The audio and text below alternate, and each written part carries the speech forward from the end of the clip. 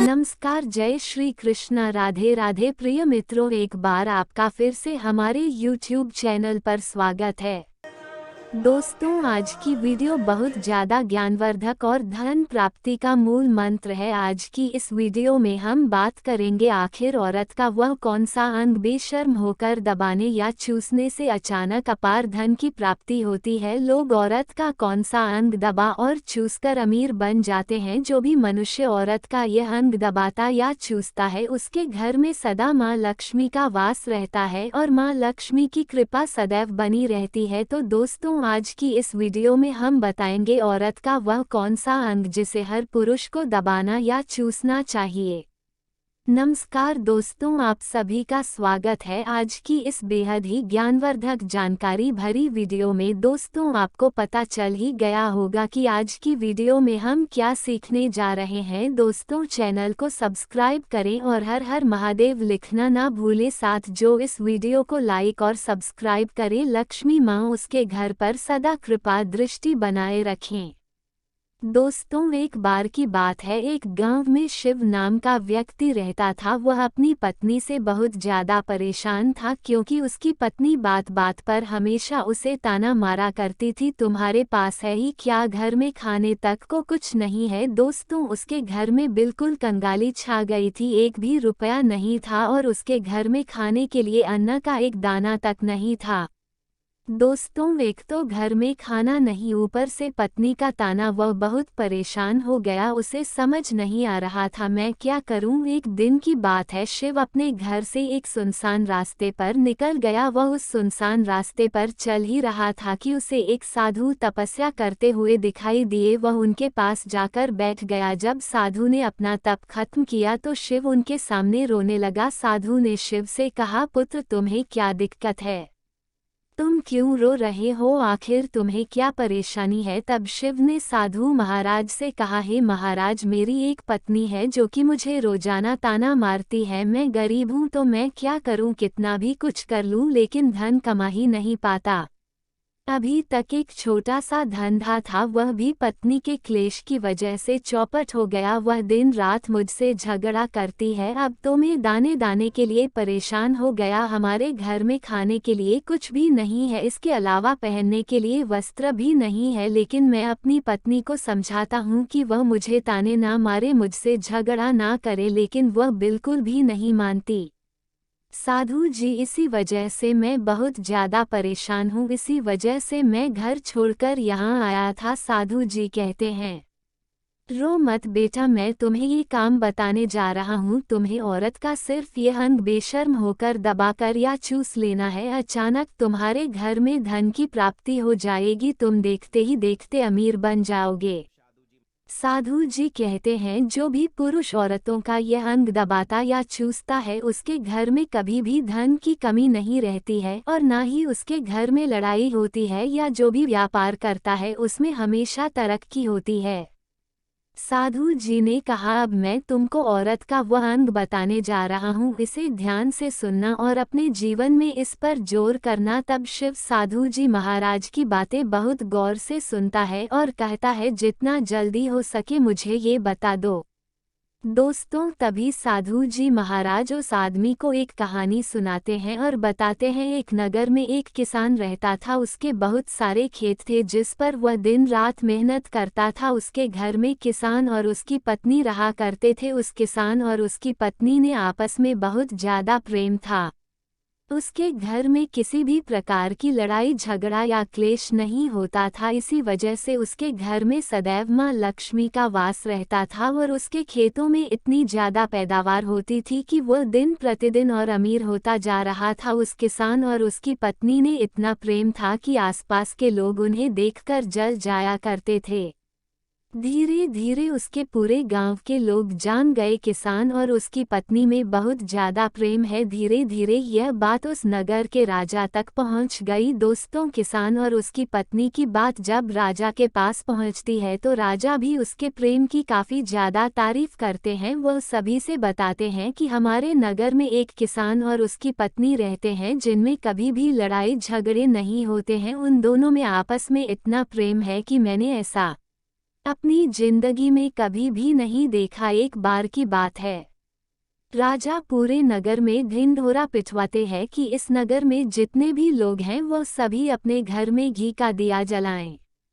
राजा की पत्नी पूछती है कि आप ऐसा क्यों कर रहे हैं, सबके घर में घी का दिया क्यों जलवा रहे हैं। राजा अपनी पत्नी की बात सुनकर कहते हैं, दीपक प्रेम की निशानी होता है। जिसके घर में घी का दीपक जलता है उसके घर में सदैव प्रेम बना रहता है, और मैं चाहता हूँ कि जो प्रेम किसान और उसकी पत्नी के घर में है वह हमारे पूरे नगर में रहे, पति और पत्नी के बीच। इसलिए मैं हर घर में दीपक जलाना चाहता हूँ। दोस्तों, राजा के सैनिक जाते हैं और हर जगह नगर में ढोंढी पीट देते हैं और कहते हैं सभी के घर में रात भर घी का दीपक जलाना चाहिए। दोस्तों, राजा की बात मानकर सभी नगरवासी अपने घर में दीपक जला देते हैं, लेकिन जैसे ही आधी रात होती है सभी के घर के दीपक बुझ जाते हैं, लेकिन किसान के घर का दीपक वैसे ही जलता रहता है।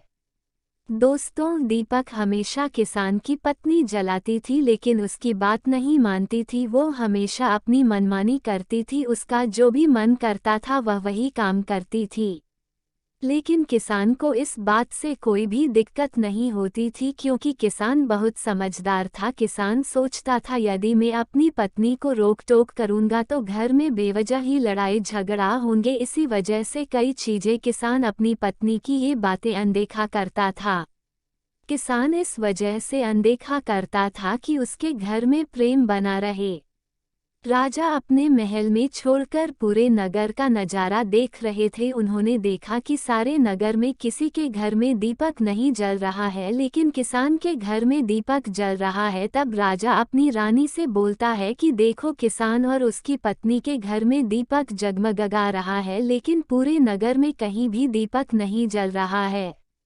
इसी से पता लगता है कि किसान और उसकी पत्नी में कितना प्रेम है। तब राजा की पत्नी राजा से बोलती है कि जो किसान और उसकी पत्नी में प्रेम है किसान की पत्नी की वजह से है, और इसी वजह से उसके घर में इतना ज़्यादा प्रेम है। दोस्तों, जब राजा रानी की बात सुनता है तो कहता है, नहीं, तुम्हारा सोचना गलत है। जो प्रेम किसान के घर में है वह उसकी पत्नी की वजह से नहीं है, बल्कि वह किसान की वजह से है। रानी, यहाँ पर किसान बहुत ज़्यादा समझदार है, आपका सोचना गलत है, और यही वजह है जो कि उनके घर में कभी भी लड़ाई झगड़ा नहीं होता है। दोस्तों, राजा कहता है किसान समझदार है, रानी कहती है किसान की पत्नी समझदार है। दोस्तों, इसी तरह कुछ देर चलता रहा। राजा कह रहे थे किसान समझदार है, रानी कह रही थी किसान की पत्नी समझदार है। इसी बात को लेकर राजा और रानी के बीच काफ़ी झगड़ा हो गया। इसके बाद रानी ने राजा की दाढ़ी उखाड़ ली और राजा ने रानी को उठाकर पटक दिया।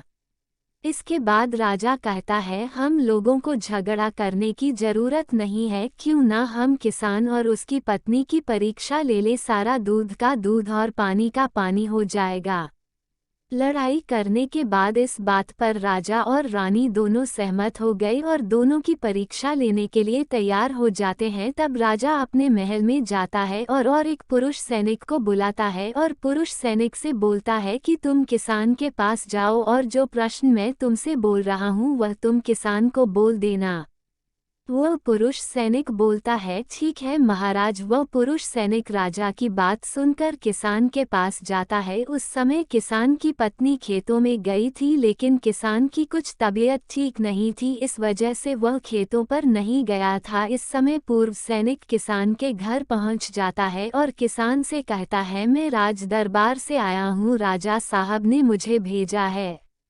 दोस्तों, किसान कहता है, बताइए मैं आपकी क्या सेवा कर सकता हूँ, आप बैठ जाइए, मैं आपके लिए पानी लेकर आता हूँ। तब वह सैनिक बोलता है कि नहीं, तुम कुछ भी मत लाओ, मैं राजा का सैनिक हूँ, बस आपके पास राजा का समाचार लेकर आया हूँ। तब किसान कहता है, ठीक है सैनिक, आप मुझे बताओ राजा साहब ने मेरे लिए क्या समाचार भेजा है। सैनिक कहता है, किसान, राजा साहब ने ये बोला है कि यदि तुम अपनी पत्नी को छोड़ देते हो तो राजा जी आपको बहुत सारे हीरे जवाहरात और साथ में तुम्हारे जमीन से 2 गुना ज़्यादा जमीन राजा जी आपको इनाम में देंगे। इसके अलावा राजमहल का आधा हिस्सा भी आपको दिया जाएगा। लेकिन जो किसान ने जवाब दिया वह सुनने लायक है। किसान ने कहा, राजा जी अपना पूरा राजमहल मुझे क्यों न दे दे, लेकिन मैं अपनी पत्नी को नहीं छोड़ूंगा, जाओ और अपने राजा से कह दो। किसान ने ऐसा कहा है। सैनिक जाता है और राजा को सारी बातें बताता है। इस समय रानी वहां पर सैनिक की बात सुन रही थी। सुनने के बाद रानी ने कहा, आपने किसान की तो परीक्षा ले ली, लेकिन किसान की पत्नी की परीक्षा नहीं ली है। इस तरह से हम कैसे पता कर सकते हैं कि कौन समझदार है। इसके बाद रानी ने कहा, अब मैं भी किसान की पत्नी की परीक्षा लेना चाहती हूँ। जब दोनों की परीक्षा हो जाएगी तभी पता चलेगा कि कौन समझदार है। फिर रानी ने भी एक सैनिक बुलाया और कहा कि मेरी बात किसान की पत्नी को बोलना और याद रखना, यह बात तभी बताना जब किसान वहां पर ना हो। सैनिक ने पूछा कि रानी क्या बात बतानी है, वह तो बताओ। तो रानी ने सैनिक को सारी बात बता दी। सैनिक किसान के घर जाता है और उसके घर में आवाज लगाता है तो उसके घर से किसान की पत्नी निकलकर आती है और कहती है, बताओ क्या हुआ, क्यों ढिंढोरा पीट रहे हो। तो सैनिक ने कहा कि राजमहल से आया हूँ, मुझे रानी ने भेजा है। किसान की पत्नी ने कहा, बताओ किस लिए आए हो। तब सैनिक ने कहा, रानी ने बोला है यदि तुम अपने पति किसान को मार देती हो तो आपको बहुत सारे हीरे जवाहरात रानी आपको देंगी और साथ में राजमहल का आधा हिस्सा भी आपको मिलेगा। इसके अलावा जितनी भी आपकी जमीन है वह तो आपकी रहेगी, लेकिन उसकी 2 गुना जमीन भी रानी आपको देगी। ये बात सुनकर किसान की पत्नी तैयार हो जाती है, कहती है, ठीक है, यदि मुझे इतना कुछ रानी साहिबा देंगे तो मुझे मंजूर है, मैं अपने पति को मार दूंगी। तब सैनिक पूछता है कि रानी को कैसे पता चलेगा कि आपने अपने पति को मार दिया है।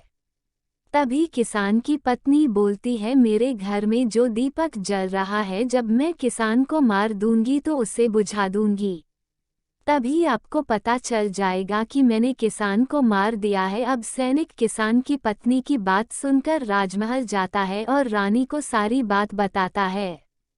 किसान की पत्नी की बात सुनकर रानी बहुत अचंभित हो जाती है। राजा और रानी को स्त्री जाति से नफरत होने लगती है। उसी समय राजा अपने नगर के सभी लोगों को बुलाता है और कहता है कि मैं चाहता हूँ कि मेरे और मेरी पत्नी की वजह से किसान की जान न जाए। तुम लोग ऐसा करो, उस किसान के घर जाओ और सारी बातें बता दे और उस किसान को बचा लो, वरना किसान की पत्नी उसे मार देगी। इधर सैनिक किसान के घर जाते हैं और सोचते हैं कि किसान की पत्नी किसान को रात में मारने और दिया बुझाएगी। इससे पहले ही हम किसान के घर में पहुंच जाते हैं और किसान को बचा लेते हैं।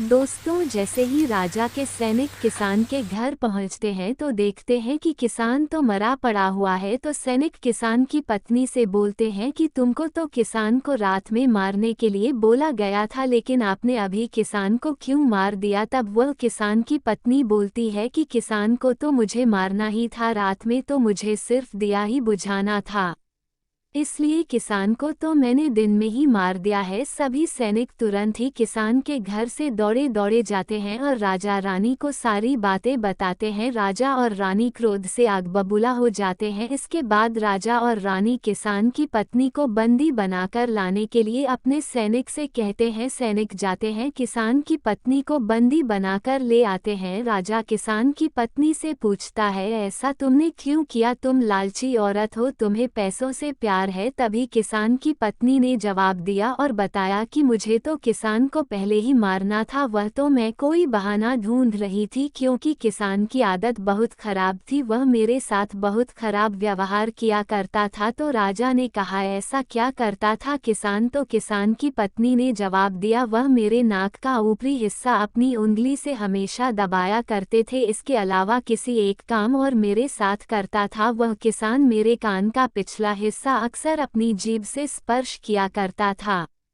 राजा ने पूछा, ये बताओ, जब आप लोग गरीब थे तब क्या किसान आपके साथ यह काम करता था। तो किसान की पत्नी बोलती है, नहीं महाराज, तब ऐसा नहीं करता था। तब राजा ने कहा, मैं समझ गया कि किसान ऐसा क्यों करता था।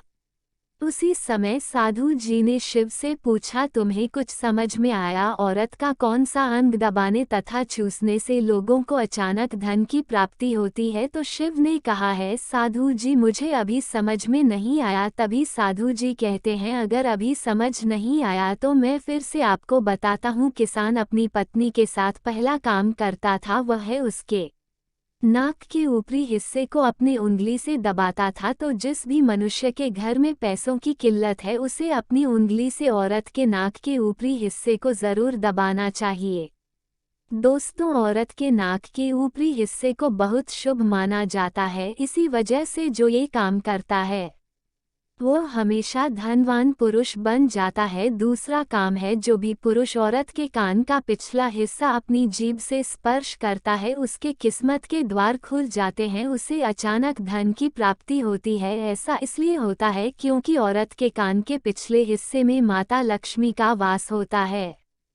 जब आप ऐसा करते हैं तो माता लक्ष्मी आपसे प्रसन्न हो जाती है और आपको अपार धन देती है। और आपने एक बात तो जरूर सुनी होगी, औरतें माता लक्ष्मी का रूप मानी जाती है। इसी वजह है इस संसार में जो भी मनुष्य ये दो पवित्र काम करता है, उसका घर धन से भर जाता है। जो कि इस कहानी में किसान भी अपनी पत्नी के साथ करता था। लेकिन आप जब भी ऐसा काम करें तब आपको अपनी पत्नी को पूरी बात बता देनी चाहिए, अन्यथा आपके जीवन में इसी तरह अनर्थ भी हो सकता है। दोस्तों, आज का ज्ञानवर्धक वीडियो कैसा लगा कमेंट करके जरूर बताएं और हाँ, कमेंट में जय श्री कृष्णा लिखना ना भूलें। धन्यवाद।